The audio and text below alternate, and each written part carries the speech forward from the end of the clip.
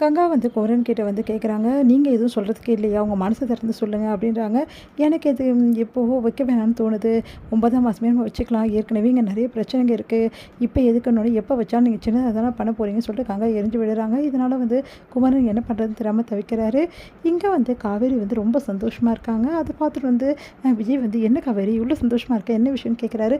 வாங்க வாங்க சீக்கிரம் வாங்க, உங்களுக்காக தான் வெயிட் பண்ணிட்டு இருக்கேன், சீக்கிரம் வாங்க உள்ள அப்படின்றாங்க. உடனே வந்து என்ன விஷயம் காவேரி அப்படின்னு கதவை சாத்திட்டு வாங்க. கதவை சாத்துறமா?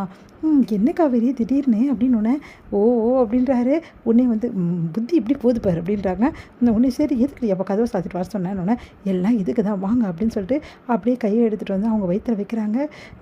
இப்போ உங்களுக்கு எப்படி இருக்குது அப்படின்னு ஒன்றும் இல்லை காவேரி ஏதோ கையில் அப்படின்னு அப்படியே தாங்க முடியல, சந்தோஷம் பயங்கரமாக இருக்கா இருக்குது காவேரி அப்படின்றாரு.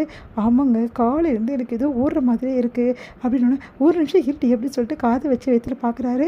ஒன்று ஏங்க காதுலலாம் சவுண்டாக வருது அப்படின்னு ஏய் சின்னதாக சவுண்டு வருதுடி உனக்கு தெரியல அப்படின்றாங்க. உடனே வந்து நிச்சயமாக சொல்கிறீங்க, ஆனால் நான் காது வச்சு கேட்க முடியாது அப்படின்றாங்க. நீ எப்படி உன் வயிற்றில் காது வச்சு கேட்க முடியும்? நான் கேட்குறேன் அப்புறம் என்னன்னு நான் சொல்கிறேன். பாப்பா என்கிட்ட என்ன சொல்லிச்சு நான் உங்ககிட்ட சொல்கிறேன் ஓகேவா அப்படின்னோடனே சரி சரி அப்படின்றாங்க. உடனே வந்து என்னங்க ரொம்ப நேரமாக காது வச்சுட்ருக்கீங்க அப்படின்னோடனே ஒரு நிமிஷம் இருடி பாப்பா கிட்ட பேசிகிட்டு இருக்குதுல்ல அப்படின்றாரு. உடனே வந்து பாப்பா என்ன சொல்லிச்சு தெரியுமா, சீக்கிரமாக நான் வெளியே வந்துடுவேன், வந்தோடனே நீங்கள் என் கூட நல்லா விளையாடலாம்ப்பா, ஜாலியாக இருக்கலாம்ப்பா நம்மன்னு சொல்லிச்சு அப்படின்னு அது உங்ககிட்ட சொல்லிச்சு. அதை நான் நம்பணும். ஏன் பாப்பா என் கூட தான் ஜாலியாக இருக்கும், அப்புறமா தான் உங்ககிட்ட அப்படின்னோடனே அது எப்படி இருக்கும், என்கிட்ட தான் இருக்கும் அப்படின்றாங்க. காவேரி இந்த சந்தோஷம் எவ்வளோ பெரிய சந்தோஷம் தெரியுமா நீ எனக்கு கொடுத்துருக்க. அப்படியே கையை வச்சு பார்க்கும்போது அப்படியே என்னால் உணர்வுகளை கட்டுப்படுத்தவே முள்ளடி.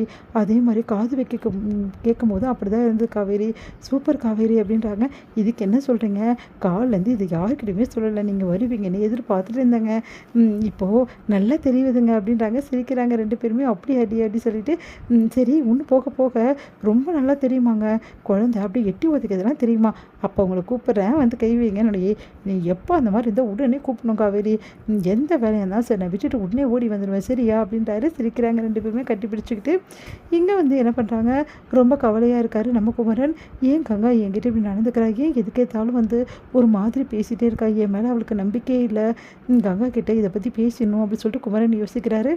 குமரன் வந்து கங்கா கிட்ட கங்கா ஏன் கங்கா இப்படி இருக்க, எப்போவுமே என்னை ஏன் கங்கா வேறு மாதிரி நினைக்கிற, என்னால் எதுவும் செய்ய முடியாதுன்னு நினைக்கிறியா, உங்களால் செய்ய முடியாது தான், இப்போ என்ன பண்ணுன்றீங்க அப்படின்றாங்க. கங்கா ப்ளீஸ் கங்கா என்ன விஷயம்னு சொல்லு கங்கா, நான் என்னன்னாலும் செய்கிறேன் கங்கானோன்னே எனக்கு ஒரு ஆசை இருக்குது, அதை நிறைவேற்ற முடியுமா உங்களால், கண்டிப்பாக நிறைவேற்றுறேன் என்னன்னு சொல்லு அப்படின்னு சொல்லிட்டு கேட்குறாரு.